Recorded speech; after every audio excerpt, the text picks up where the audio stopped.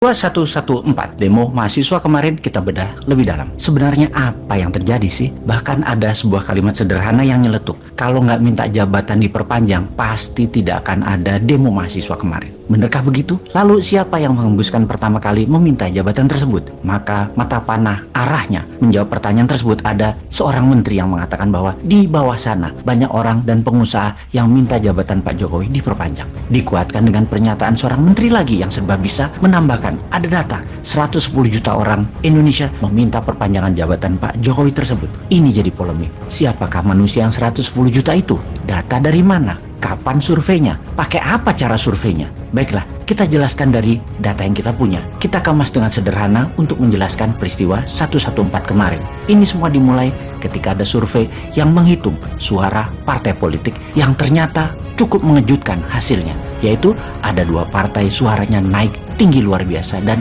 banyak partai yang suaranya berkurang jauh. Sejak saat itulah muasal awal dari peristiwa hingga mahasiswa turun ke jalan. Kok bisa begitu? Kita ulas. Hasil survei, PDIP suaranya naik ke 21%. Partai Demokrat, partai oposisi tersebut naik ke 12%. Partai pendukung pemerintah lainnya turun.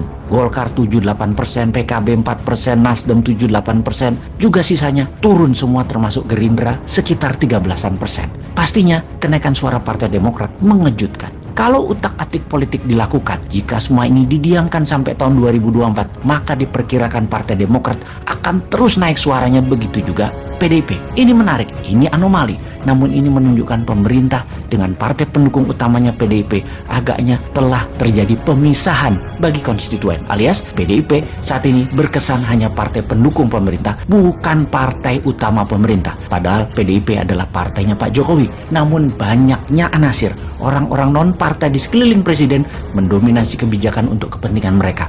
Non-partai membuat PDIP kemudian mengambil langkah menjaga jarak. Dan PDIP berhasil mencitrakan hal tersebut. Jadi suara PDIP naik dan suara Partai Demokrat naik adalah respon dari ketidaksukaan masyarakat terhadap kebijakan orang-orang non-partai di sekeliling istana. Hasil survei yang mengejutkan tersebut disikapi oleh pejabat yang tidak diuntungkan tersebut. Pejabat non-partisan partai atau bukan orang partai di sekeliling istana gerah di kepala mereka.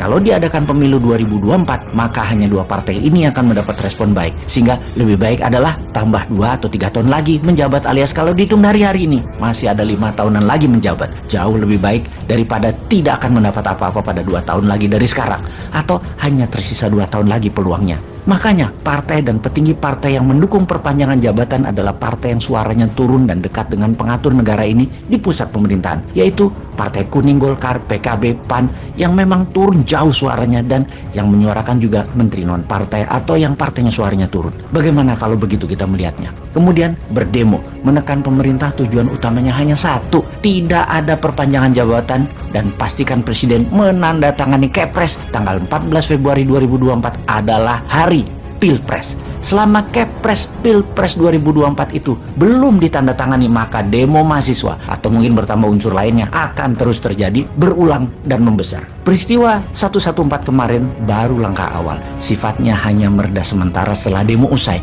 Namun jika Kepres belum juga ditandatangani, maka keadaan akan terus memanas. Jadi kalau belum ditandatangani juga, maka pilihannya adalah demo untuk melakukan parlemen jalanan. Presiden akan diturunkan dan digoyang oleh parlemen jalanan. Tentunya hal ini tidak dimaui oleh banyak pihak, terutama incumbent. Tidak terhormat diturunkan di tengah jalan tersebut. Dan ini juga membuat citra Indonesia di mata dunia sebagai negara demokrasi jadi tercoreng karena pencopotan jabatan di tengah jalan tersebut terjadi. Walau kecil peluang hal itu akan terjadinya pencopotan jabatan oleh parlemen jalanan, namun tekanan itu hanya bisa mereda kalau pilihannya adalah menekan Kepres Pilpres Februari 24 atau ada collateral damage dicopot. Siapa collateral damage tersebut? Yaitu mereka yang memprakarsai perpanjangan jabatan dicopot dari jabatannya sekarang. Pencopotan jabatan ini akan memberikan kedamaian sampai 2024. Atau kalau tidak ingin pencopotan ini dilakukan, maka tanda tangani segera Kepres Pilpres 2024. Itu juga membawa perdamaian sampai 2024. Oh ya,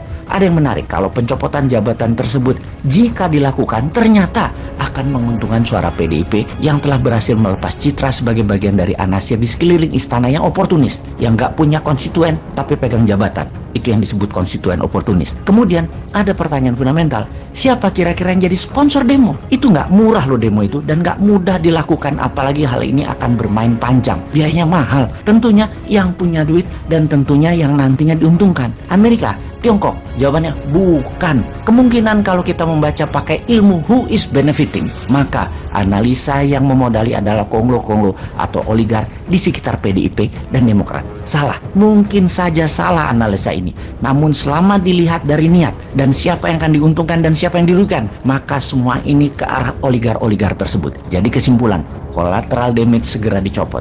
Tanda tangani Pilpres 14 Februari 2024. Indonesia tenang sampai 2024. PDIP dapat daya ungkit, Partai Demokrat dapat sedikit daya ungkit, tapi diuntungkan. Tidak dilakukan segera, pemerintah akan digoyang terus karena membiarkan orang-orang yang tidak punya kredibilitas politik memainkan politik. Dan tetap apapun itu, PDIP suaranya naik, Partai Demokrat suaranya naik. Kok Bosman tahu? Ya di belakangnya juga kolonnya sama.